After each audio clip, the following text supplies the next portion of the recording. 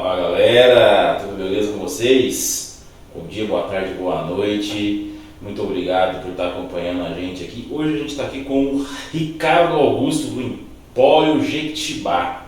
Eu quase não conheço o Ricardo, certo? Então assim, a gente trouxe ele aqui um fogo amigo. Mas antes, vamos dar uns recadinhos, né? Você ainda não está inscrito no nosso canal? Não acredito. 70% das pessoas que assistem os nossos vídeos não estão inscritas no canal do YouTube. Dá uma olhada aí, cara, se inscreve, dá um seu curtir aí, é totalmente gratuito, de boa, certo? Manda para os seus amigos e vamos bater um papo aqui. Hoje a gente vai falar um pouco de tudo, vai ser muito legal a nossa conversa. Agradecer aí o pessoal que esteve acompanhando a gente o ano todo, assistindo os vídeos, interagindo, mandando a mensagem, foi muito massa. E é claro, né, desejo a vocês aí um grande e um feliz Natal, boas festas, chegando aí um período novo aí, né, nas nossas vidas. 2023 é um ano fantástico. Um grande e um feliz Natal para vocês todos. Ou Natal no Cá, os judeus, não é isso? Cada um comemora uma festinha com um nome diferente, mas feliz Natal para vocês.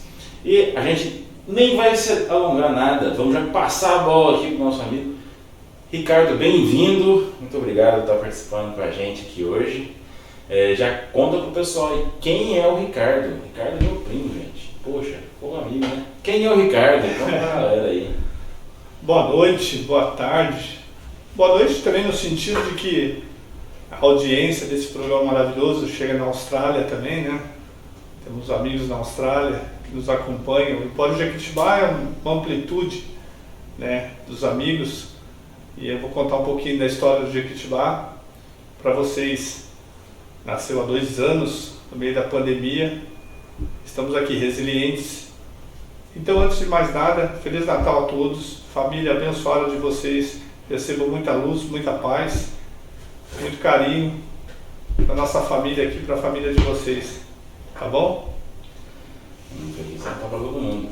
Ricardo, conta pra galera de onde você é, conta um pouco da sua trajetória, desde lá do começo, você faz formação. Ricardo é engenheiro, galera, você não tem pouca coisa, nada, muito chique. Direto aqui da região, do sul de Minas, engenheiro formado há 26 anos do Inatel, Instituto Nacional de Telecomunicações. A quem não conhece, vai conhecer. Engenharia muito boa, sou engenheiro eletricista com ênfase em telecomunicações há 26 anos. A parte dessa carreira foi dedicada à aviação. Trabalhei por 19 anos na Embraer. Estou aqui hoje, né, para contar um pouquinho da minha história.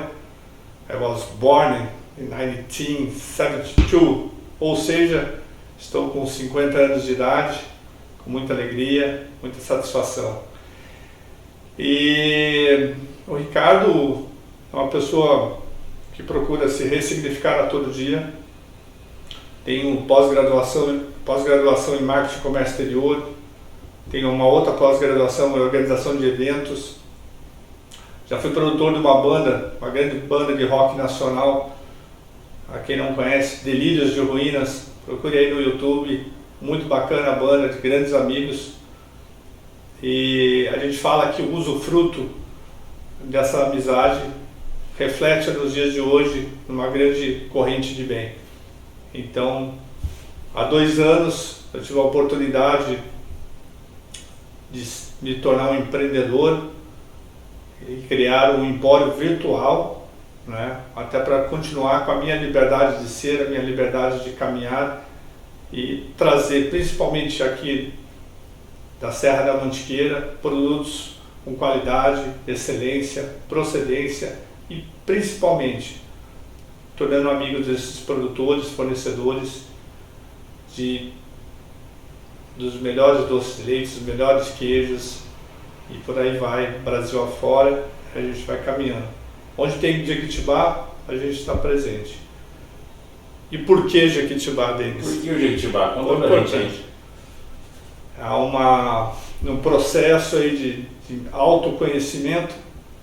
Uma terapeuta um dia me disse que eu era um grande e pequeno ao mesmo tempo, mas um bebê Jequitibá. E eu fui pesquisar o porquê ela me chamou de Jequitibá. Jequitibá é uma árvore resiliente, né? Em São José dos Campos, onde eu vivia na época, existe uma árvore Jequitibá de 500 anos aproximadamente, que algumas pessoas ainda com uma jornada curta de evolução aí tentaram tacar fogo no miolo da árvore, né? E a árvore quase desapareceu. Daí uma ONG se formou para proteção dessa árvore, e hoje em dia também a Prefeitura de São José dos Campos se envolveu nesse processo, e a árvore está lá, resiliente, forte, com bastante galhos, bastante, na época certa, flores, né? Não é qualquer época que ela consegue ter suas flores, seus frutos, mas é uma árvore de 500 anos, muito bonita, que me encantou e me deu essa ideia de criar um nome para o meu empório, né? Empório, por que empório? No meio da pandemia me foi sugerido vender alguns produtos, né, com qualidade, e como um bom filho de mineiro, um bom apreciador de produtos de qualidade, a ideia se começou com uma cachaça, a Rancho Sertanejo, e assim, de uma brincadeira, eu me tornei um dos maiores revendedores dessa cachaça. Essa cachaça de excelente qualidade, proveniente de Taubaté, São Paulo. Ela é de um menino chamado Leonardo, muito bacana, que ao contar a história de vida dele, como a gente está contando a história aqui hoje do Ricardo, ele me disse que além de trabalhar numa marcenaria, ele produzia uma cachaça. Eu falei, mas como assim? Que tempo você tem? Cara, eu levanto 4h30 da manhã, vou para a lida, preparo tudo que tem para preparar ali no alambique, para o meu pai e minha mãe darem continuidade nas entregas, vou para a marcenaria, volto, termino a minha parte, e tá aí coisa. Eu falei, mas como que a gente prova esse trem aí chamado Cachaça Rancho Sertanejo? Ele falou, vou trazer para você ver. E, para minha grata surpresa, é um produto de excelente qualidade. Eu já mandei para vários lugares desse país, recentemente para o Rio Grande do Sul, alguns kits, que no Natal aí, né, próximo. Eu espero estar mandando também para fora do país. Minto a vocês, desculpem. Já foi para o Canadá, inclusive. Então, os canadenses receberam lá essa cachaça. Dessa cachaça surgiram outros produtos, como o café Ouro Verde, como o doce de leite Comandos, da cidade de Cristina, aqui no sul de Minas. A queijaria 50, a nossa nova parceira de Itanhandu também. E todos eles acabam se tornando grandes amigos, né? A El Defumador. Então, eu digo que esses produtos são os galhos do Jequitibá, né? O Jequitibá não é composto de um galho de um único fruto. Ele tem a sua gratidão aí da Mãe Natureza e recebe diversos produtos com qualidade. E porque o engenheiro, né, na cidade de São José dos Campos há uma brincadeira do engenheiro que produz suco, tem engenheiro que vende coxinha. Por que não o engenheiro também ser um empreendedor e ter o seu empório? Como é que é essa brincadeira aí? Conta pra gente. Essa brincadeira, ela surgiu de um ato não voluntário, né? Mas com o nome próprio disso, chamado PDV, Programa de Demissão Voluntária, né, da Embraer, a empresa que eu trabalhava na época. E no meio da pandemia, a gente percebendo que alguns produtos, algumas quitutes, né, eles não chegavam acesso ao grande público, principalmente da região do Vale do Paraíba, onde eu moro. Como unir essas pessoas era o grande dilema, né? Eu ficava sempre pensando assim, como eu posso contribuir com o meu conhecimento para que as pessoas adquiram isso. É muito fácil você ir no supermercado encontrar lá a marca XYZ, conhecida nacionalmente ou mundialmente, e você paga, leva para casa, consome e está tudo certo, né? Não era esse o objetivo. O objetivo era você conhecer muitas vezes a arte, a cultura,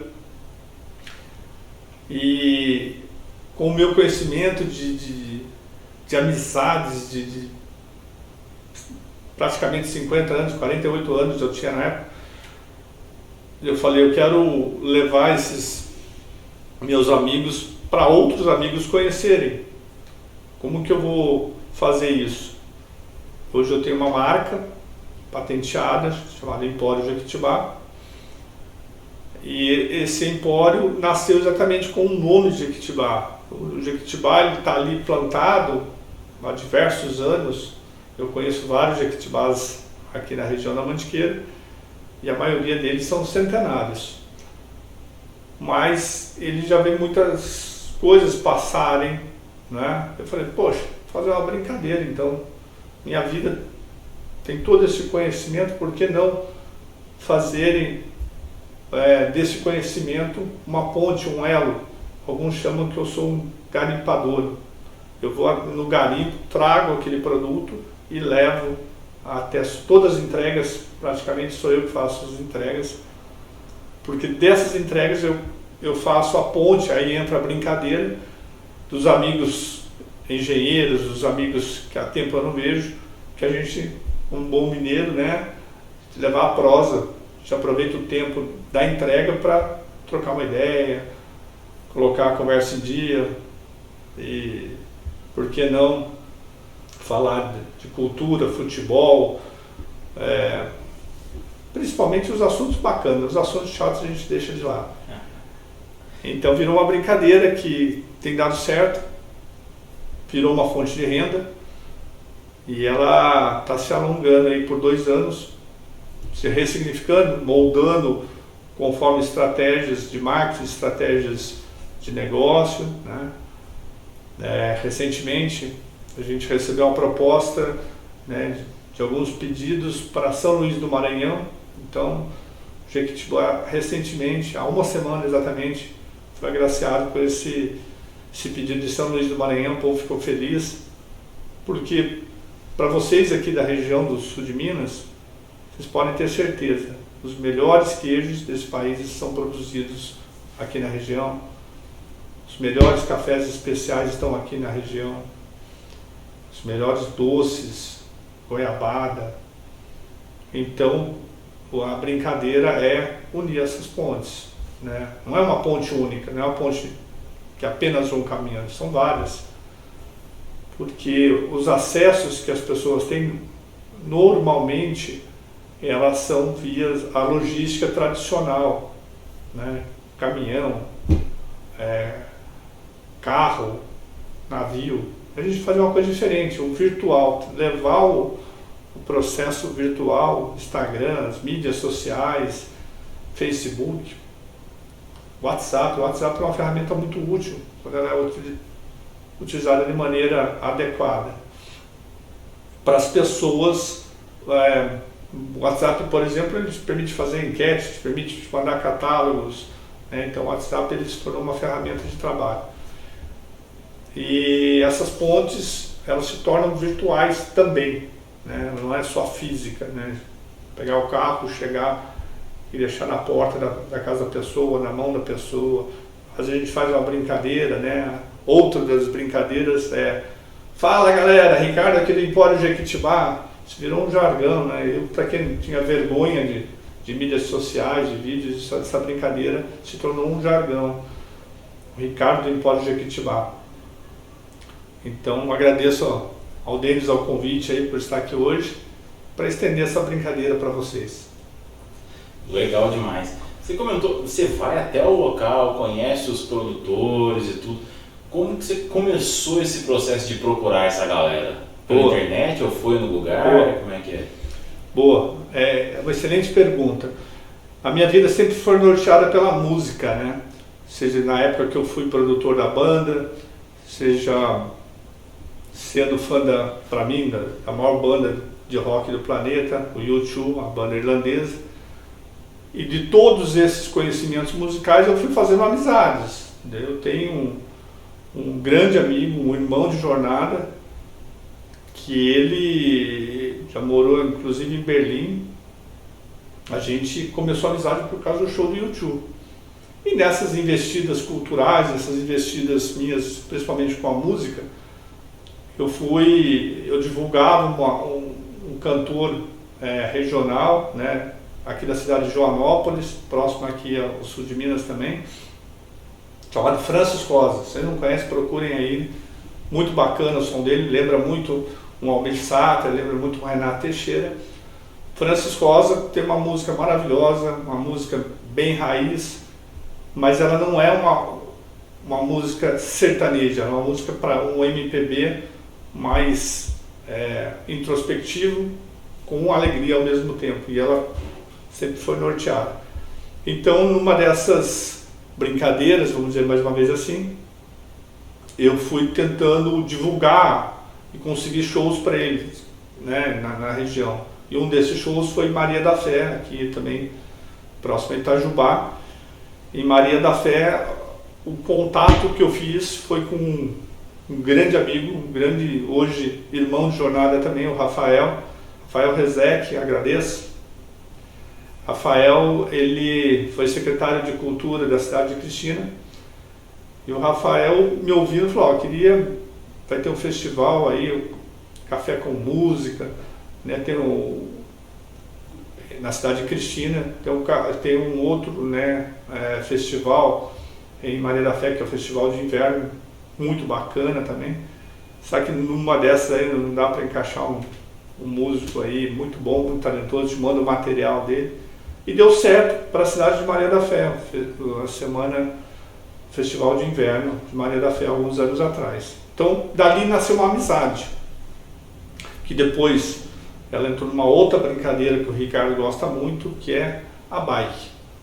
Pedalar aí para mim já custou um braço quebrado, uma perda de um pedaço do rádio esquerdo, mas faz parte. Eu participei de um evento na cidade de Cristina chamado Cristina Adventure.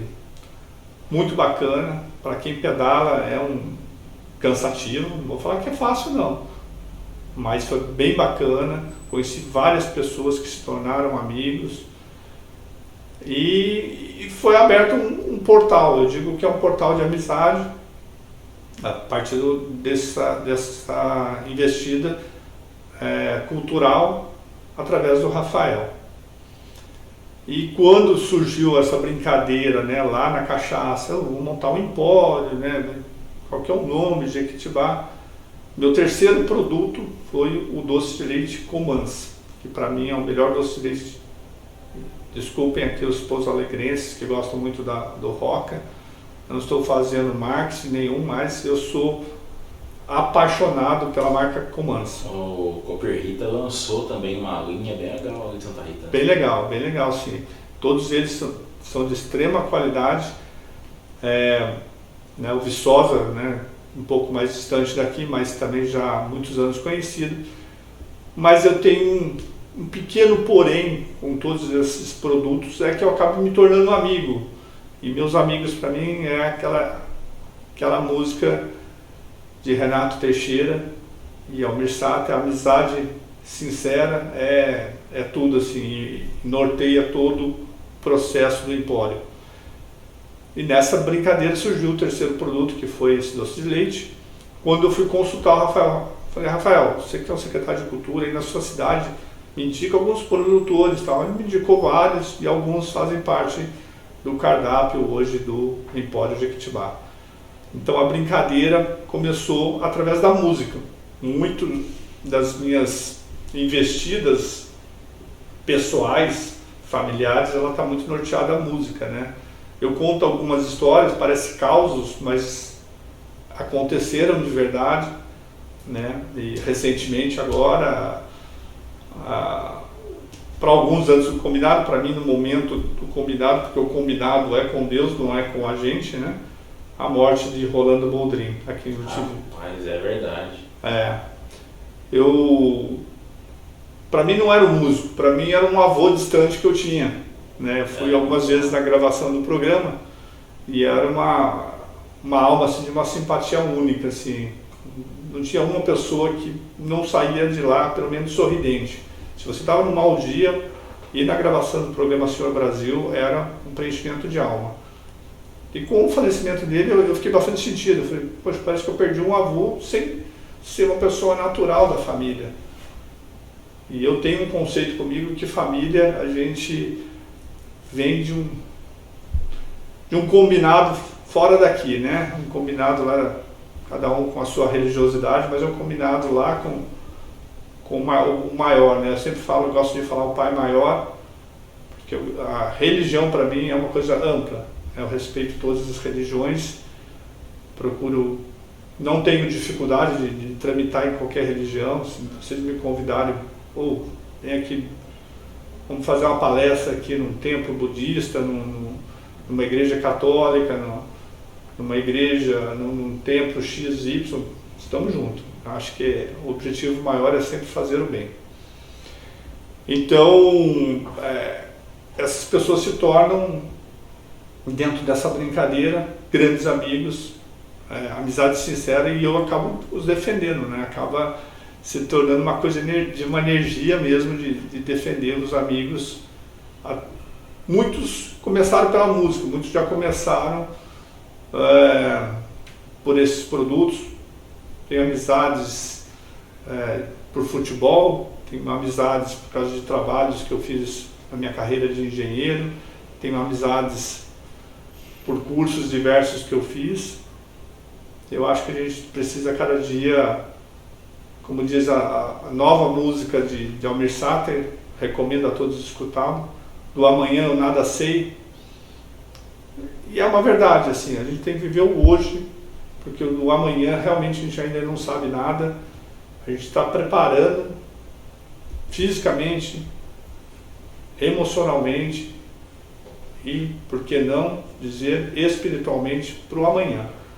O amanhã, ele sempre, quando você estiver no teu equilíbrio ali, na tua paz, na tua brincadeira energética boa, o amanhã sempre será melhor do que o hoje. Show, legal. Agora, você falou de produção cultural e tudo. Conta um pouco dessa época pra gente aí. Como é que era produzir a banda? Você acompanhava ele? Você levava os caras você ia junto pra todo lugar? Como é que foi isso aí? Porque acho que todo mundo imagina que seja um negócio muito legal, né? E a primeira coisa que vem na mente é isso. Ele também veio de uma brincadeira, né? De um convite de um amigo em comum com o formador da banda, que é o baterista da banda. E eu comecei até a pesquisar sobre isso. Muitas bandas começaram com um baterista. Às vezes as pessoas acham que é com vocalista. Raras vezes são com um vocalista. Ou é com um guitarrista, um baterista, um baixista. O vocalista, ele se torna um principal ali, é um frontman, né, como eles dizem. Mas dessa banda específica era o baterista, né? O Newton também é um irmão de jornada, que nos ouve lá em Portugal agora, né? Porque com certeza todo o meu projeto, meu trabalho, ele acompanha. Sou muito grato ao Newton também. E a gente tem um amigo em comum, falou, preciso unir vocês dois, unir essa ponte, né? Um gosta de música, o outro está precisando divulgar a banda dele. Você faz um trabalho de marketing muito legal. E não tem como você produzir uma banda, você trabalhar com uma banda, você não se envolver, você não se tornar, no caso, um quinto elemento, né? Falava-se muito do quinto elemento dos Beatles. Eu acho que o produtor, ele se apaixona não só pela música, mas por aquilo fazer dar certo, aquilo chegar ao conhecimento do público. E sim, aí eu acompanhava, eu ia nos shows, marcava entrevistas de rádio, pocket shows, etc. E tem todo esse envolvimento. A produção de um disco pode parecer simples, mas ela envolve todo um trabalho, uma escolha, né, conceitual. E aí, só que ela tem como não só essa banda, mas todos que eu conheço, os músicos que eu conheço, as opiniões diversas entre eles, né? São seres humanos ali com pensamentos diversos. Acho que essa é a graça do equilíbrio de uma banda que dá certo, né? Por isso que, no meu caso, eu acompanho o U2 há mais de 30 anos, né? Uma banda com mais de 40 anos de formação. E como é que dá a liga? Não é somente as pessoas respeitarem a opinião, sempre tem um produtor por detrás ali, um apaziguador, uma pessoa que procura olhar com marketing, né? Uma equipe por detrás, às vezes, né? O road tem um papel fundamental numa banda. Para quem não sabe, o road é aquele que faz tudo.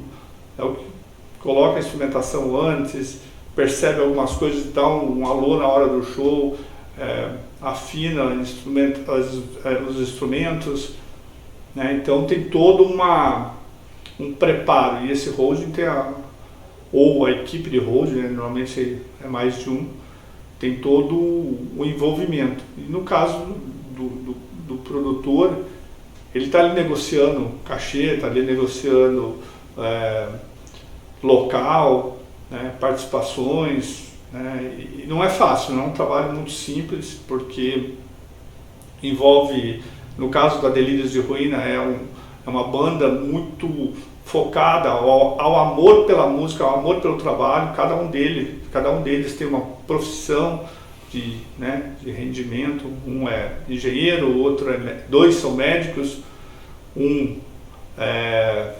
antigamente era um fisioterapeuta, hoje em dia é um técnico da qualidade também, que trabalha com engenharia também. Então todos esses músicos, né, a música brasileira de raiz, a música brasileira de qualidade, muitas vezes precisa demais de um trabalho de um produtor para que sirva de ponte, né? A ponte, mais uma vez, ela é o cruzamento de um trecho ao outro sempre, mas ela normalmente é o que faz o público. É interessante que com essa história eu lembrei de um clipe, né, que a gente se envolveu. Ela conta a história de 15 anos na época, né, da formação da banda, e o roteirinho, a gravação, né, envolveram alguns amigos na estação de trem em Pindamonhangaba. Foi bem feito, bem produzido, né? Para isso eu contei com a ajuda de um outro produtor, né, fotógrafo, um cara que filmou todo o roteiro. E na hora que criou a ideia do que seria esse roteiro, pegando o que os músicos queriam, ficou muito bacana o trabalho. O clipe é uma coisa muito interessante. É um trabalho desgastante, é um trabalho que, quando ele não é remunerado adequadamente ao que eles esperam, sempre dá uma divergência, sempre dá porque ninguém quer trabalhar de graça, a arte ela precisa ser reconhecida, né? E muitas vezes as pessoas querem ouvir sem pagar nada. Isso é bem triste, né? A história da música de Raul Seixas, vamos pagar nada, né? É bem por aí.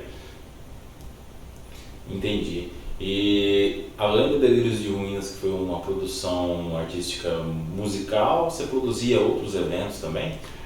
Você, aproveitando o gancho, hoje você não produz mais? Não, hoje em dia a vida ela vai, são ciclos, né? Ela vai mudando. Eu trabalhei com a produção de livros, né? De divulgação de livros, né?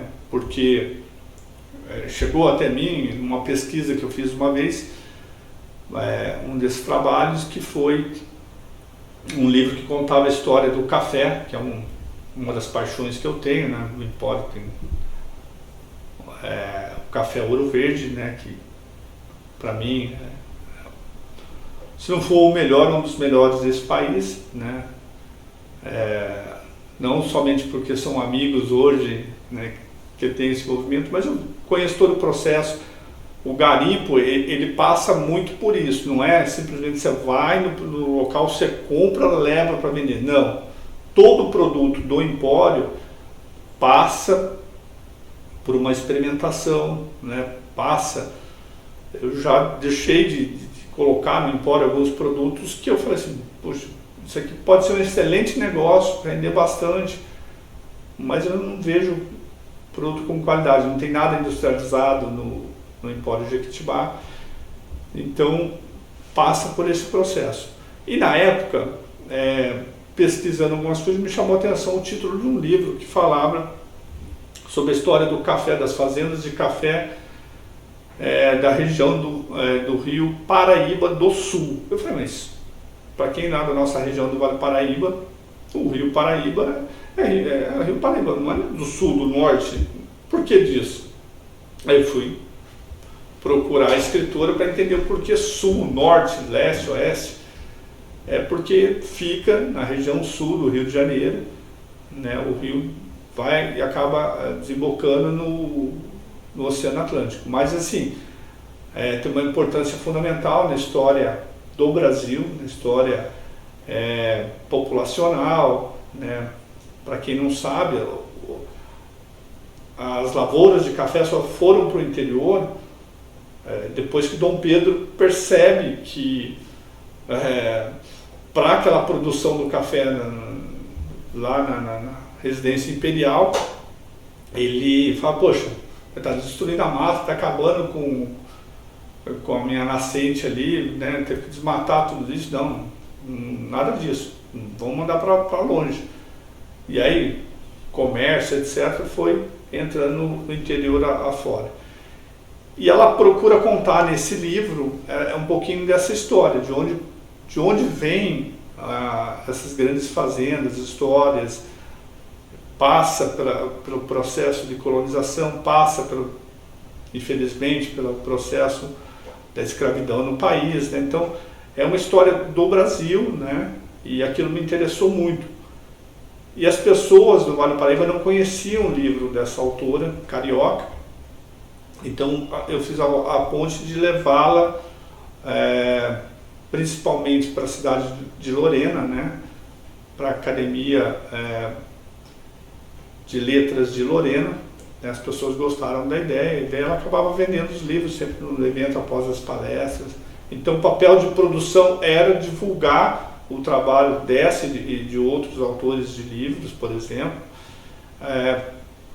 para que se vendesse o livro, obviamente, mas que as pessoas conhecessem um pouquinho da história por detrás daquele livro, por detrás daquele evento, por detrás de um CD, de um LP. Então a produção cultural ela está envolvida muito mais do que venda de um produto, ela está envolvida a arte, a cultura, e eu me prontifiquei a ser a ponte dessas conexões. Bacana, bacana. Agora, aproveitando o gancho aí, conta uma história pra gente de um caso que você foi até conhecer um novo fornecedor e chegou lá e não deu certo, e uma outra que você chegou e foi muito legal. Conta um caso bem diferente dessas aí, de visita ao pessoal que produz os itens que você vende hoje. Bom, vamos começar pela história não chata, mas assim, que não deu certo, né? Uma vez, uma amiga em comum falou assim, Ricardo, tem uma amiga aí que ela vende um produto que eu acho que cairia como uma luva no seu empório, acho que seria muito legal. Eu falei, bacana, me apresenta aí, a gente vai conversar. E aí a moça se apresentou e ela fugiu um pouco do conceito do garimpo, né? Ela queria que eu fosse um franqueado dela, que eu fosse um representante de vendas. Eu fiquei assim, bom, vamos estudar a parte econômica desse bom. O que é seu produto? O produto da moça era um creme de café. Resumidamente é um creme de café, mas que ela intitulava que era um café vendido em pote. Eu já fiquei olhando para o produto e falei, bom, isso não é um café, não é um pó de café, não é café em grãos, mas tudo bem, vamos lá. Falei, mas o meu conceito é o seguinte, todos os produtos eu testo, eu vou na produção, seja fazenda, seja um sítio, seja uma fábrica pequena, né? Precisava conhecer de onde vem o teu produto. A fábrica fica assim, fica assado e tal, vou me atentar só a contar como um caso para não ser indiscreto e trazer o nome da marca. Eu falei, bacana, beleza, mas como é que eu marco de lá? Não, você não visita. Eu falei, como assim não visita? Aí eu falei, não faz sentido, eu vou vender um produto. Não, eu te dou aqui, você prova e tal. Eu falei, mas isso quer dizer que se você me falar que aquela água que está ali engarrafada é 100% natural, não tem nada, eu simplesmente acredito, tomo, se eu gostar, eu saio vendendo isso. Falei, bom, começa um conceito diferente. Aí eu fui a pesquisar o que é o produto dela. O produto não é um café solúvel, não é um café... existe, por exemplo, balas de café. A bala realmente é um docinho lá, não sei o que, é um gosto, até o formato dele parece um grãozinho de café. É lógico que tem algumas coisas misturadas, tal, mas é uma bala com gosto de café mesmo, é muito bom. Mas o produto da moça, eu falei, mas conceitualmente está errado o que você está vendendo. Eu falei, mas tá bom, beleza. Quem são os criadores? Uma marca do estado tal, assim, sabe? Aí eu fui pesquisar. Falei, você vai me desculpar, mas eu pesquisei. Teu produto não é uma criação brasileira, é um produto que já existe na Colômbia há anos. Teu produto é saboroso, é verdade, mas o fato de eu não poder conhecer, não poder atestar e certificar aquilo que está ali, para mim não é muito assim. Mas eu vou ser simples na resposta, para mim não me interessa. Se eu quisesse ficar rico com isso, eu ia vender uma Lamborghini, uma Ferrari, com uma única venda eu já estaria satisfeito. Não, mas veja bem, não sei o que, não tem um representante aí na sua região. Eu falei, se quiser eu indico algumas pessoas que possam dizer, mas por empório, não, conceitualmente ele foge do princípio, então não deu certo. É um produto que algumas pessoas gostam, eu particularmente eu não gosto, porque ele é um creme, é como se estivesse tomando um sorvete, que não é um sorvete, você tem que misturar numa temperatura. Então para mim não deu certo. Eu tenho que gostar dos produtos. Todos os produtos que eu vendo hoje eu gosto dos produtos, com uma exceção. A exceção precisa sempre ser dita também, a transparência.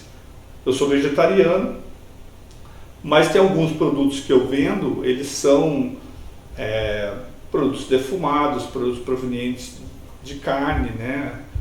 Então eu tenho uma equipe da família, claro, que aprova, fala, mas é bom mesmo, tá? É gostoso, vale a pena, porque eu fui lá, conheci a pessoa, vi todo o processo, parece muito bom, tá aí a amostra, mas você tem que falar, gostoso, vale a pena.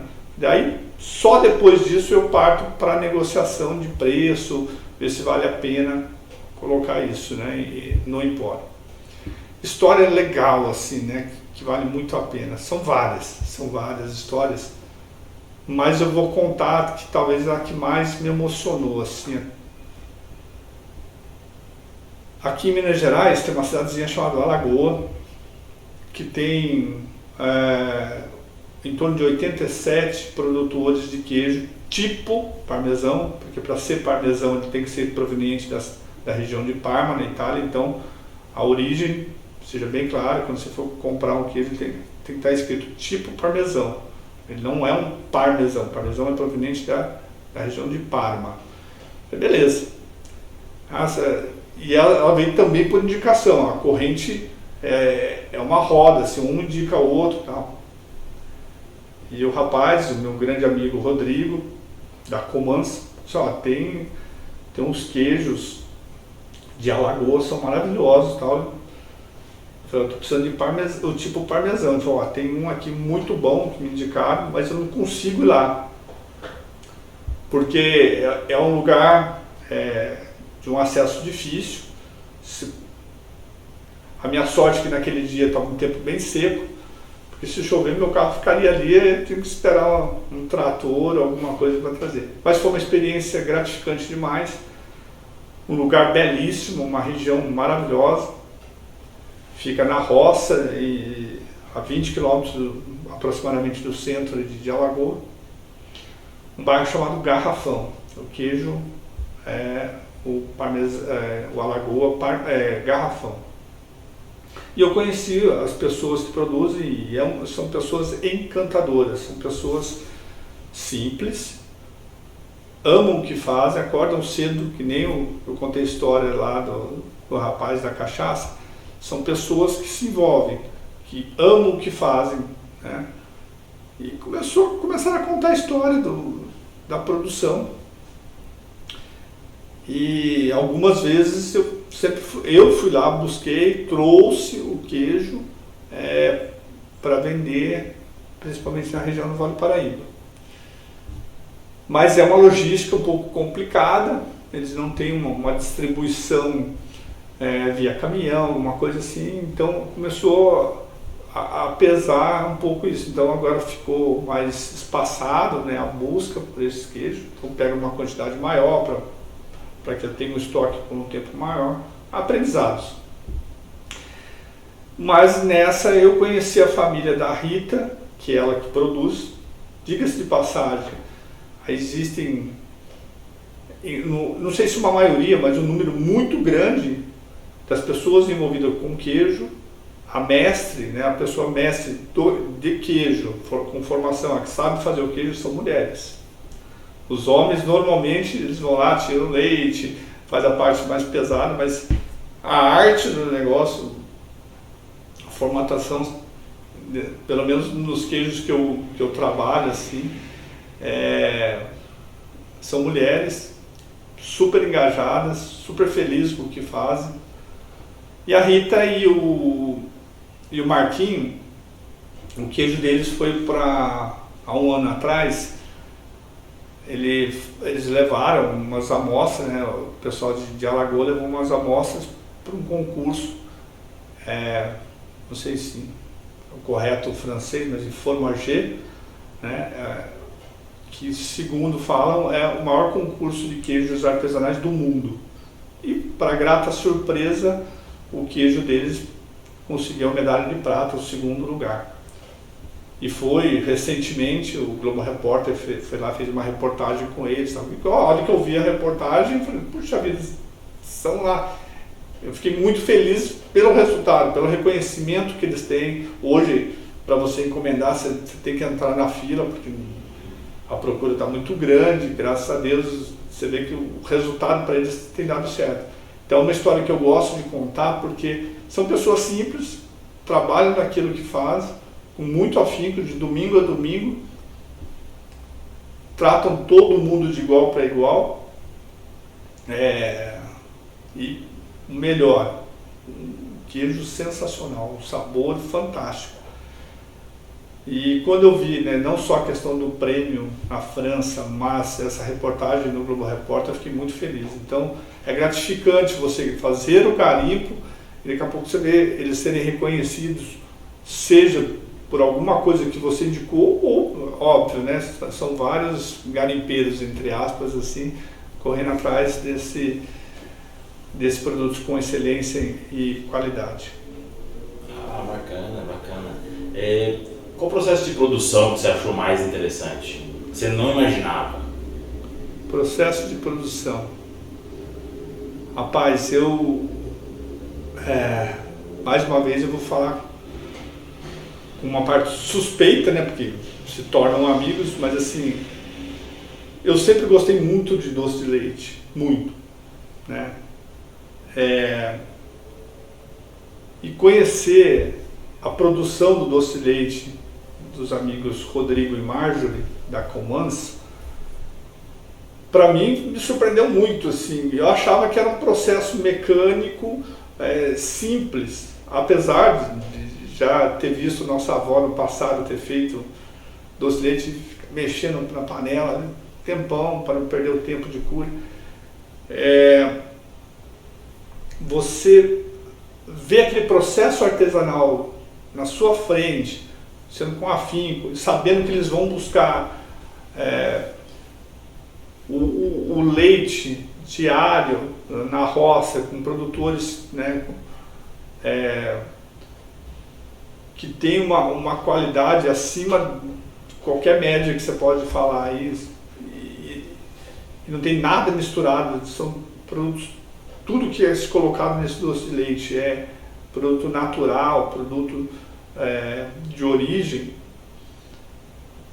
Você fica realmente encantado. Mas a produção, fala, cara, mas vocês trabalham muito, é muito por dia que sai, né? Aí vai nos potinhos, o rótulo, né? Como eles pensaram no rótulo. O rótulo é um passarinho que vive na Austrália, né? É o único passarinho no mundo a reconhecer o café pelo sabor. Ele vai, pega o fruto, exatamente por reconhecimento, não é visual. Ele sabe que aquilo é bom para ele. É o único no mundo que faz isso. Os outros eles vão por curiosidade, por cheiro, etc. Ele sabe que aquilo faz bem para ele. Tem uma pesquisa científica aí, então, e eles descobriram isso aí desse passarinho australiano, e o desenho é esse. Então toda a produção tem quando as pessoas começam a te contar a história, é o que é mais gratificante de uma produção. Recentemente a Queijaria 50, um processo de produção bem bacana que eu descobri recente. Era para ser uma visita de 30 minutos, foi 3 horas e meia de visita, porque o Leandro, né, o sócio da esposa, que a esposa aqui é a mestre queijeira, ele contando com muito amor e carinho todo o processo, tudo que ele precisou mecanizar para aquilo funcionar. Eu falei, mas você é um engenheiro como eu, assim, tal, de formação? Eu falei, não, eu sempre trabalhei em banco e tal, mas a necessidade me fez procurar desenvolver essa ferramenta assim, assado, cair no processo aqui, aproveitamento, o cuidado com o meio ambiente. Então, todo o produto do Empório passa por esse meu crivo, de olhar, o cara joga tudo ali no rio e tal, eu descarto, eu não entro nessa seara. Minha seara sempre tem esse olhar de saber que o produto tem qualidade, e por último, é claro, o preço, mas o preço também é uma coisa que, por exemplo, por mais bacana que seja o processo de produção de um azeite nacional, eu não tenho azeite no Empório, porque é muito caro você vender, as pessoas não valorizam o azeite nacional, porque uma média, o preço de um 250 ml é mais caro do que um importado de 500 ml, mas a qualidade, quando você adquire aquele conhecimento, você não troca um produto desse, porque você sabe que é um produto novo, que é um produto que passou por todos os testes de qualidade, a dificuldade logística para chegar nessas regiões. Então, o mais interessante da produção é você ver de perto como essas pessoas têm carinho e afinco no que fazem. Legal. Tem uma história antiga, né, que diz que uma equipe de suíços, porque a Suíça é conhecida pelos queijos, né? É muito conhecida pelos queijos. Tem uma equipe de suíços que visitou o Espírito Santo do Dourado e ficou maravilhada com os queijos que eram vendidos e comercializados ali, provaram, disseram que era melhor até que os queijos suíços. Você tem conhecimento dessa história? Sabe, aprova os queijos de Espírito Santo Dourado? Como é que é? Os queijos de Espírito Santo Dourado estão no catálogo do Empório Jequitibá, né? É um conhecimento que eu tenho de família, né? Talvez seja o grande impulsionador do Empório Jequitibá, porque sei lá, a Dourado Laticínios, ela é desde 91, 92. Então eu conheço desde praticamente o começo, né? Eu sempre provei meia cura, o queijo padrão, Minas padrão, eles têm um queijo chamado Dueto, muito interessante, que é uma mistura de metade meia cura e metade é o meia cura maturado, que passa a ser tipo um queijo prato, né? Então, dessa história dos suíços, não, mas eu te falo assim, eu já viajei um pouquinho aí pelos caminhos do mundo aí, E o queijo da Dourado não fica atrás de muito queijo suíço, não. É bem bom, é um custo-benefício muito bom, né? Então, existem vários tipos de queijo, várias receitas espalhadas por aí. O que as pessoas precisam sempre se atentar é que quando você compra um queijo no supermercado, nem sempre é um queijo com aquela validade que está ali, um queijo fresco, às vezes mascaram-se, né? Passa um processo, uma lavagem ali para colocar, é muito perigoso isso. Você está lidando com saúde, né?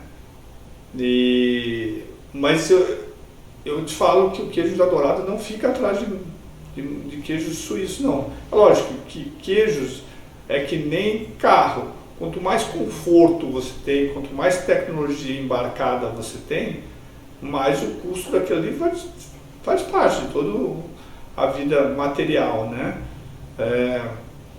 Mas é um custo-benefício muito bom e você, na Suíça, você não compra pelo mesmo preço da Dourado um queijo com a qualidade da Dourado lá na Suíça, não.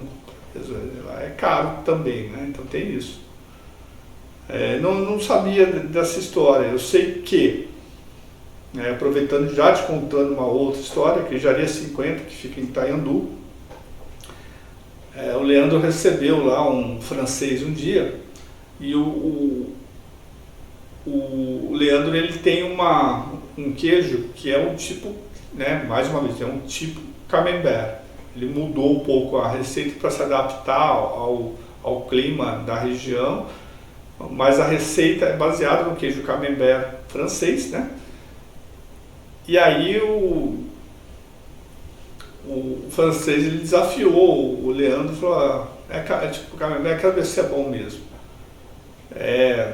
A primeira impressão que ele teve, ele não gostou do queijo. Ele falou: mas como assim?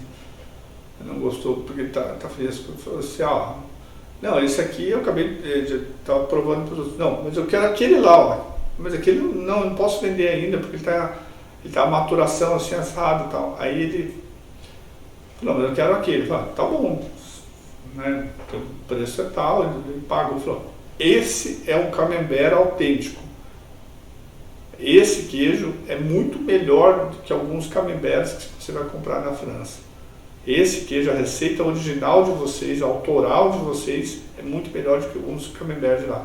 Que é autoral porque foi modificado, né, para se adequar ao tipo do queijo, porque influencia a vaca, influencia o pasto, tudo tem um porquê, o clima, etc.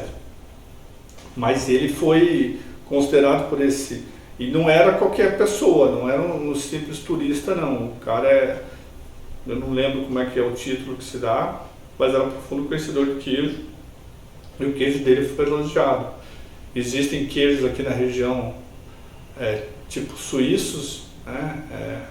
Cito um, que é o do sítio Lumiar, aqui em Paraisópolis, que é o Traço Minas.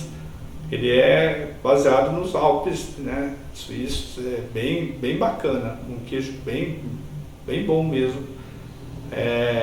Vale muito a pena conhecer. Então, tem essa influência, que as pessoas de fora dão mais valores do que muitos aqui brasileiros. Né? Entendi. O café é igual? O café é uma paixão assim que eu já cheguei até a brigar por falar do café. E o café, quando você aprende a gostar do café, eu vou contar um caos aqui para você. Eu já tomei um porre, você acredita? Um porre de café, sem sem teor alcoólico, mas um porre. Existe uma feira, uma semana, esse ano já aconteceu agora em dia 16, 17, 18 de novembro, que é a Semana Internacional do Café, acontece em Belo Horizonte, é sempre em novembro. Antigamente acontecia em São Paulo, mas mudaram para Belo Horizonte. E há 3 anos atrás, 4 anos atrás, eu fui nessa feira. Poxa, você vai, né? É café de tudo quanto é lugar, inclusive tem concurso de barista, tem concurso de provadores. É um negócio grandioso, é uma feira para os amantes do café muito recomendado. Você passa um dia inteirinho recebendo informações de café. Só que você vai chegando nos lugares, né, que nem a cachaçinha, você vai tomar uma cachaçinha, você sabe o cara produz, uma bicadinha você vai tomar. Um café é uma coisa, você toma um golinho aqui, um golinho. Quando chegou no final do dia, que eu saí da feira, fui pro hotel, eu tava com uma enxaqueca tremenda. Eu tive que tomar uma pilha de remédio, ficar algum tempo descansando sem iluminação para que passar aquela dor de cabeça. Foi um porre tremendo. Tanto tomar café naquele dia. O café tem disso, né? O café faz mal, faz muito bem. O café em equilíbrio não faz mal. O que se faz mal, eu gosto muito de falar, é o açúcar, a quantidade de açúcar que você coloca no café. O ideal é o café sem açúcar. Mas o café brasileiro vale a briga. É melhor, pior que o colombiano, que é o mais famoso, né? É o mais reconhecido lá fora. Mas eles lutaram muito para ter essa cultura. O café colombiano, ele tem um incentivo, principalmente do governo americano, para se combater os narcotraficantes, tirando a população do envolvimento com o narcotráfico para trabalhar nas lavouras de café. Então, há um investimento para que tirasse aquelas pessoas. Como você vai combater o narcotráfico? Tirando as pessoas, os aviãozinhos, entre aspas, e se dedicando àquilo ali, reconhecendo a marca do café na exportação. Há um personagem, né, o Juan Valdez, que é o café mais popular da Colômbia. O personagem do fundador Juan Valdez, ele é reconhecido em qualquer lugar do mundo. Esse é um café colombiano. Criou-se uma imagem do café colombiano a partir do desenho, autorretrato dele. Mas o café brasileiro não fica atrás. O café brasileiro está ganhando corpo e aprovação no cenário mundial dos cafés especiais. O brasileiro está aprendendo a gostar de café especial. Por que café especial? Café não é simplesmente café por café, não. Ele tem pontuações, né, do amargor, entre aspas, do terroir do café. Quanto mais pontuação ele conseguir, não é só pela BIC, mas Cup of Excellence, alguns festivais, alguns concursos, você tem a pontuação ali, dependendo da tua safra, você conseguir, você ganha uma margem para falar, isso é um café especial, um café gourmet, um café tradicional. A grande parte dos nossos cafés é um café de origem arábica, mas também tem o café Conilon, né, que algumas regiões produzem. E tem muito blend de café, né, um pouco do grão aqui, o grão ali. E o café, principalmente aqui no sul de Minas, na região de Carmo de Minas, São Lourenço, tem em quantidade os melhores cafés especiais do Brasil, né? Lógico, tem café especial muito bom no Espírito Santo, na Bahia, em São Paulo, diversas regiões do Brasil. Mas em quantidade de produtores que já ganharam premiação, a região de Carmo de Minas é como se fosse uma região, o garimpo, o ouro do café nacional está nessa região, a região do sul de Minas. E tradicionalmente, não é de hoje, historicamente, é uma região muito benéfica para o café. Existe uma disputa, né, entre aspas, no imaginário popular, né, entre cervejas artesanais. Cara, eu adoro essa onda das cervejas artesanais, tem muita coisa boa que apareceu. As cervejas artesanais contra a cerveja convencional, aí fica aquela piadinha do milho, arroz e papapá, né? Com o café eu vejo algo parecido, né? Agora a disputa do café é você tomar um café sem açúcar, com açúcar, ou aquele de grãos que não tem as coisas misturadas no meio, né? O que você acha disso? Você enxerga dessa forma também? Uma vez eu participei de um workshop de café na cidade de Lorena, e um dos produtores de Carmo de Minas, o Elcio, da Unic, ele disse uma coisa muito, muito bacana e muito benéfica que eu não esqueço e eu recomendo a todos para um dia fazer uma opinião sobre café. Café bom é o que você coloca na xícara e o teu cliente aprova. Não é você que vai falar que aquele café é muito bom, excelente, por mais que ele tenha uma pontuação gigantesca.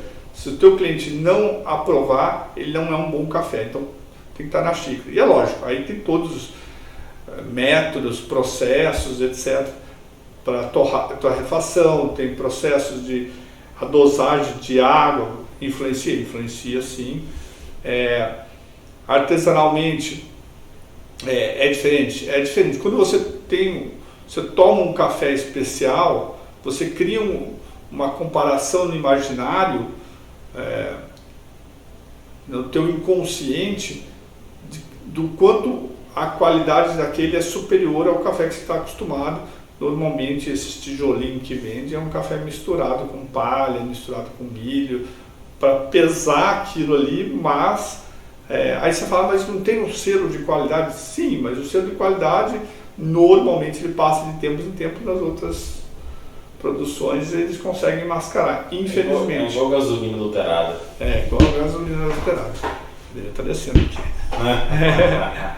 Mas a cerveja artesanal, né, eu tenho um produtor também de Cristina, né, que você vê como o Rafael tem uma importância muito grande no Empório de Jequitibá. Tem a Caduca, né, uma cerveja artesanal de excelente qualidade. Há umas brincadeiras entre quem gosta da cerveja artesanal e que a pessoa que gosta de uma IPA, a pessoa já tem uma avaliação diferente, né? Mas não é, todas as cervejas ali têm, o seu público tem o teu gosto, o café passa por essa mesma avaliação. Tem a questão do custo, né? O custo realmente, por exemplo, as pessoas reclamam, existe um café, vou contar um caos, né? O Jacu Coffee. Poxa, mas dizem que o café é assim, o processo de produção? É assim, assado. O bichinho ele escolhe, o Jacu ele escolhe lá né, a cereja que fala, o café maduro, e ele não come os verdes, ele come só o maduro, e aquilo passa um processo no organismo dele, e quando ele solta do corpo dele, aquilo ali é recolhido e passa por um processo de limpeza. Dizem que o sabor é alterado beneficamente, mas assim, todos os processos de produção têm um custo, né? Tem o negócio do café despolpado, do café o peneirado, tem um monte de histórias que é muito legal. O café é uma nuance à parte, né? Como a cerveja artesanal é uma nuance à parte. A temperatura, a abraçagem na hora de você preparar a cerveja artesanal, ela influencia. O lúpulo, né? Agora, o lúpulo sempre vinha, né? Importado. Hoje na região de Campos do Jordão tem grandes produções, né? Grandes lavouras de lúpulo, bem interessante, faz toda uma diferença esse imaginário. Mas eu gosto de dizer o seguinte: por exemplo, você vai tomar uma cerveja, não adianta você falar para aquela pessoa que a cerveja industrializada ela faz mal para a saúde e a artesanal seria melhor, porque às vezes passa pelo bolso da pessoa. O preço realmente é muito mais inacessível ao bolso dele do que a cerveja de milho, etc., misturada, água, etc. Mas tem a história de quando você tem acesso a essas qualidades, né, os produtos com qualidade, você não precisa ter quantidade, você toma uma xícara de café, 2 xícaras de café, para você é o suficiente por aquele dia. Uma cerveja de 500 ml é o suficiente, do que tomar diversas latinhas. Mas isso vale de pessoa para pessoa, do estado de espírito, vale para o que se quer vender. No caso de um empório, normalmente a gente escolhe as artesanais porque não é a que tem no supermercado, não tem uma concorrência e a gente sabe origem, procedência daquele produto, né? Tem toda a questão da fermentação, é um produto dedicado. O empório sempre trabalha com as coisas dedicadas, né? Então não é você não vai comprar em larga escala, você não vai lá para comprar 200 kg de café no empório, você compra um pacotinho aqui, normalmente é um pacote de produtos, né? O empório é um pacote de produtos, cestas, etc. E isso envolve a paixão e a energia que você insere da tua alegria de trabalhar com aquilo para vender teu produto, etc. Legal. Cara, agora mudando um pouco de assunto, no entanto, lá em 2004, quando eu comecei a graduação, a galera adorava os cursos de engenharia e tudo mais, né? Hoje tem uma tendência muito forte para a área de TI, né? Contabilidade tem muita vaga, viu? Falta gente. Se vocês quiserem fazer um curso, faz contabilidade. É difícil achar gente para trabalhar com contabilidade. É meio chato, né? Mas, enfim, não tem vaga, viu? Como você enxerga essa mudança que o mercado passou para os engenheiros de uma forma ampla, assim, geral? Porque eu vejo que lá atrás, quando teve aquelas denúncias do Sérgio Moro, aquele caso todo, né, não politizando aqui a conversa, claro, mas teve uma queda gigante nesse mercado, não teve? Teve, assim, que engenharia é uma amplitude, né? Não é uma coisa única. Engenharia civil, elétrica, mecânica, mecatrônica. Ela acaba sendo diversificada por N qualidades. Por exemplo, eu trabalhei, né, por quase 20 anos, né, dentro da maior indústria da América Latina, né, a terceira maior produtora de aviões do mundo. E o avião é uma coisa muito dedicada, né? Não é uma engenharia simples, é uma empresa dedicada. E a TI, por exemplo,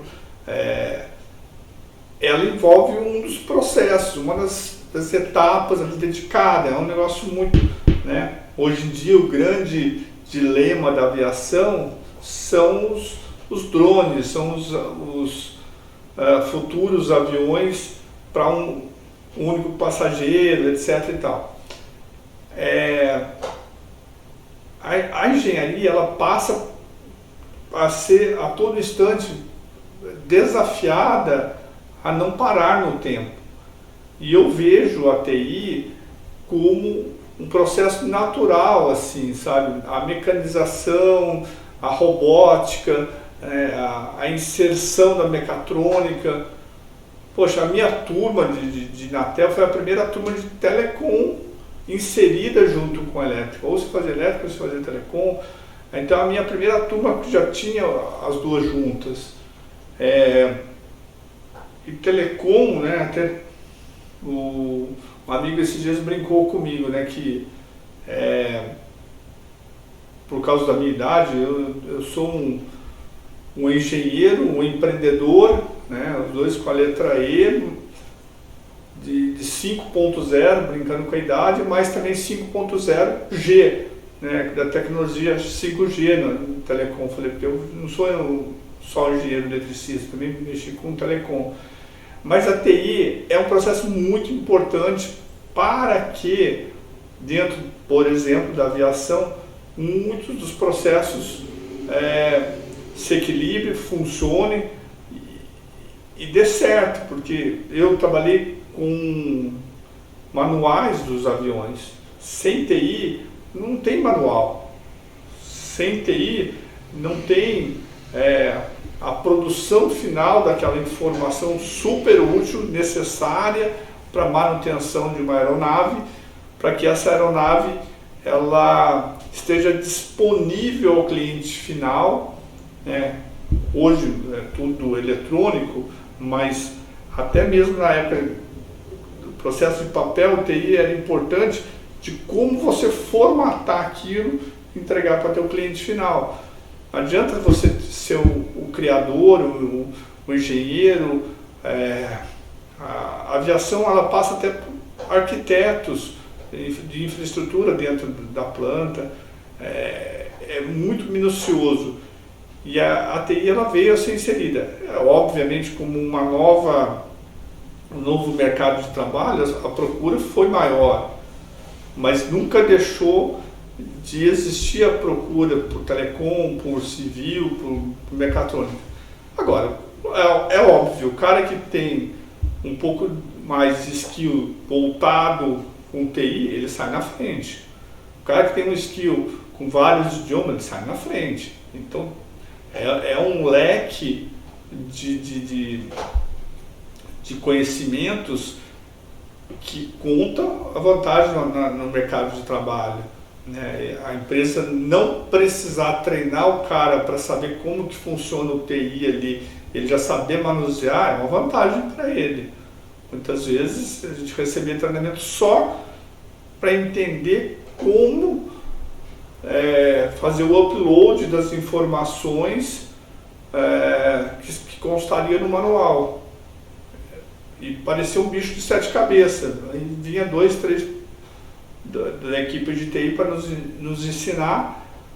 E hoje não, hoje essas pessoas dominando fala das diversas HTML da vida, XML e L da vida, por causa disso, porque são ferramentas necessárias que veio para auxiliar a engenharia e não para competir. Eu não vejo como competição, eu vejo como um auxílio. Legal, legal. Ricardo, como é que foi o nosso papo hoje? O que você achou? Cara, divertido, é rápido, né? Assim, parece demorado para quem está nos ouvindo aí, né? Acompanhou até aqui, mas é super prazeroso, assim, você falar um pouco. Eu sou uma pessoa naturalmente muito falante, mas agradeço, né, a oportunidade, agradeço, fico muito honrado e deixo aqui a todos um Feliz Natal, que seja uma entrada de um ano novo realmente assim de esperança, de paz, porque a paz, a esperança está dentro de cada um de vocês. Não adianta a gente depositar, isso é a música de Plebe Rude lá dos anos 80. Não adianta se depositar em Deus a esperança se você não contribui com aquilo. A esperança está em você, de acreditar que as coisas vão dar certo, que um ano será diferente. Lógico, entrarão as nuances econômicas, políticas, etc. e tal, mas isso não é de agora, isso é histórico, é mundial, faz parte do mundo, e você se adapta a essas novas oportunidades. Então que seja um ano muito benéfico a todos, que aqui escutam esse programa aí que dá essa oportunidade a todos. O bate-papo maravilhoso, obrigado. Muito obrigado pela presença aí, ter aceitado o nosso convite. Um abraço pro Cação que está lá na Praia Sargano. E obrigado a você que nos acompanhou até agora e tchau, tchau. Feliz Natal. Feliz Natal.